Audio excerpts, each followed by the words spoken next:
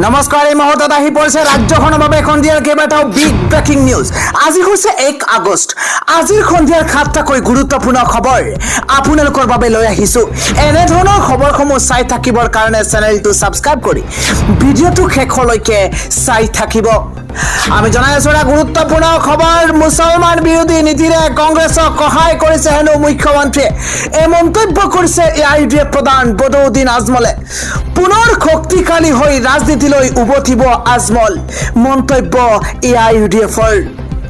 এতিয়ালৈও শেষ হৈ যোৱা নাই AIUDF দল। অসমৰ লগতে ভাৰতত শক্তিশালী হৈ উভতিব AIUDF। নিৰ্বাচনত পৰাজয়ৰ কাৰণ মন্থন কৰি পুনৰুদ্ধাৰ কৰা হ'ব AIUDFক।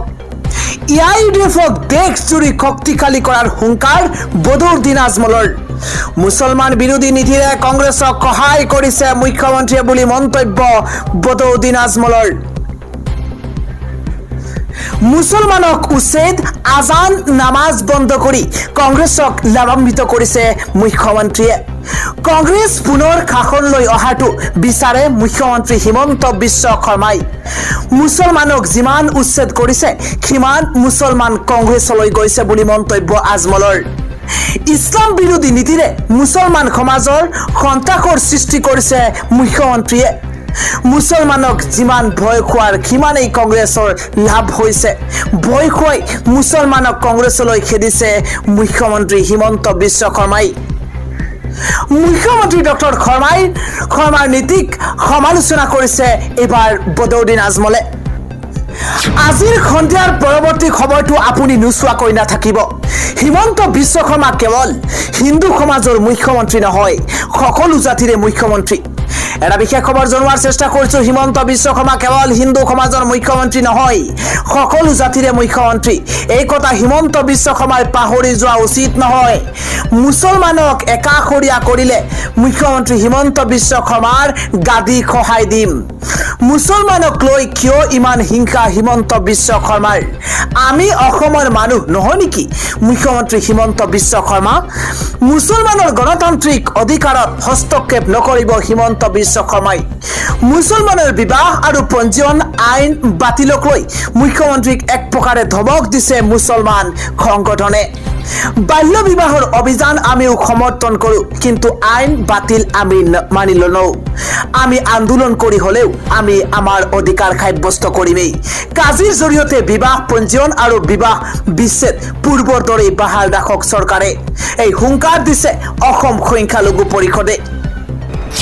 পৰৱৰ্তী খবৰটো আপোনালোকৰ বাবে অত্যন্ত গুৰুত্বপূৰ্ণ।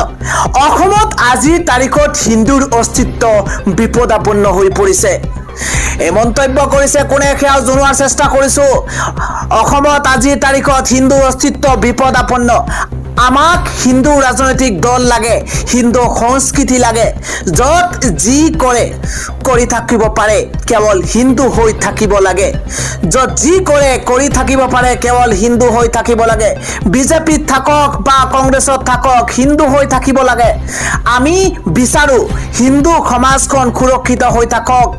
সকলো মানুহেই বিজেপিৰ নেতাক লগ কৰিব পাৰে, কিন্তু হিন্দু হৈ থাকিব লাগে। সকলো ভাল হিন্দু হৈ থকাটো মই বিচাৰোঁ। ৰাজেন গোহাঁইৰ নেতৃত্বত হোৱা তিনিচুকীয়াৰ ৰুদ্ৰতাৰ বৈঠকত মিলিত হৈ মুখ্যমন্ত্ৰী ডক্টৰ হিমন্ত বিশ্ব শৰ্মাই এইদৰে মন্তব্য কৰিছে।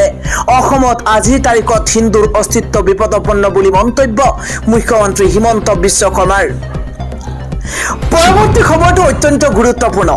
দুভাগত বিভক্ত হোৱাৰ দিশে এবাৰ ৰাজ্যিক বিজেপি নেতৃত্বত প্ৰাক্তন সাংসদ ৰাজেন গোহাঁই। দুভাগত বিভক্ত হোৱাৰ দিশে ৰাজ্যিক বিজেপিৰ বিৰুদ্ধে ৰুদ্ৰতাৰ বৈঠকত বিৰোধী বিজেপি নেতাৰ।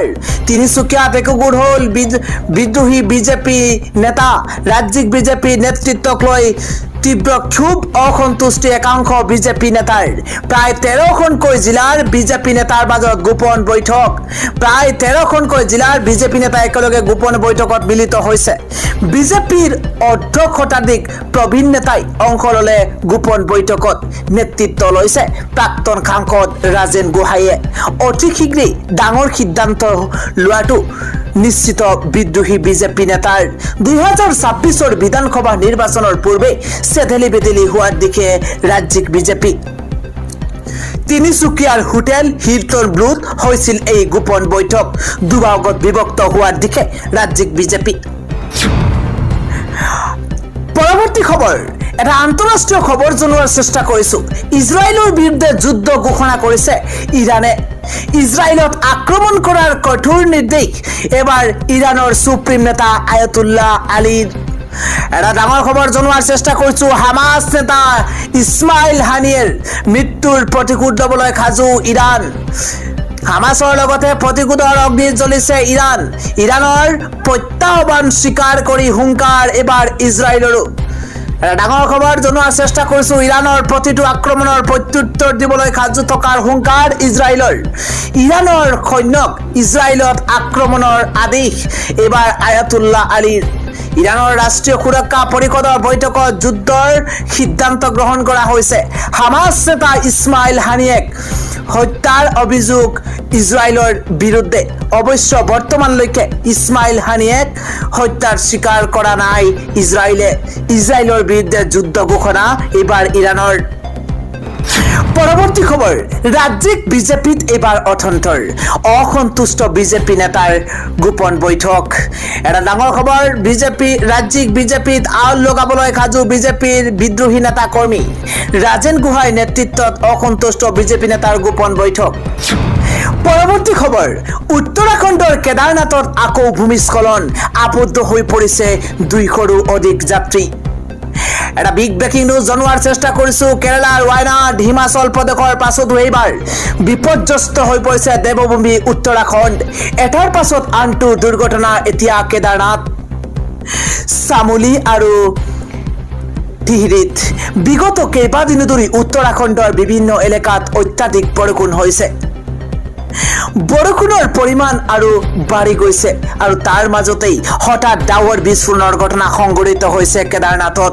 হঠাৎ হোৱা ডাৱৰ বিস্ফোৰণত পানীৰ ঢল নামি আহে কেদাৰনাথত আবদ্ধ হৈ পৰিছে বহু যাত্ৰী স্থানীয় প্ৰশাসনৰ সূত্ৰৰ খবৰ অনুসৰি বৰ্তমানলৈকে 3গৰাকীকৈ লোকৰ মৃত্যুৰ খবৰ আহিছে এতিয়াও আবদ্ধ হৈ আছে 200ৰো অধিক তীৰ্থযাত্ৰী কেৱল কেদাৰনাথেই নহয় হৰিদ্বাৰতো একেই ঘটনা সংঘটিত হৈছে পানীৰ দলে উঠুৱাই নিছে এটাৰ পাছত আনটো পৰিয়াল ইতিমধ্যে 6গৰাকী লোকক উদ্ধাৰ কৰিছে স্থানীয় প্ৰশাসনে ইফালে উত্তৰাখণ্ডত চাৰধাম যাত্ৰাও অব্যাহত আছে দুৰ্যোগৰ খবৰ পোৱা মাত্ৰকেই তীৰ্থযাত্ৰীসকলৰ নিৰাপদ স্থানত আশ্ৰয় ল'বলৈ বাবে আহ্বান জনাইছে উত্তৰাখণ্ড প্ৰশাসনে কেদাৰনাথৰ উদ্দেশ্যে ৰাওনা হোৱা যাত্ৰীসকলৰ যাত্ৰা নকৰিবলৈ আহ্বান জনাইছে প্ৰশাসনে পৰৱৰ্তী খবৰ 3 দিনত উদ্ধাৰ কৰা হৈছে 276টা মৃতদেহ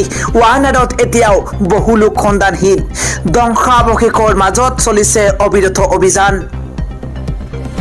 কেৰালাৰ ৱায়নাডত ভয়ংকৰ ভূমিস্খলনত মৃতকৰ সংখ্যা হুৰাহুৰে বৃদ্ধি পাইছে ইতিমধ্যে উদ্ধাৰ হোৱা মৃতদেহৰ সংখ্যা 276লৈ বৃদ্ধি পাইছে বেচৰকাৰী তথ্যৰ মতে এই সংখ্যা আৰু অধিক এতিয়াও ধ্বংসাৱশেষৰ তলত ভূত খাই পৰা 227জন সন্তানহীন হৈ আছে কেইবাশ লোক আহত হৈ চিকিৎসালয়ত ভৰ্তি হৈ আছে ইপিনে ধাৰাসাৰ বৰষুণৰ মাজত উদ্ধাৰ অভিযান অব্যাহত আছে এনে পৰিস্থিতিত আজি কেৰালাৰ মুখ্যমন্ত্ৰী পিনাৰায় বিজয়নে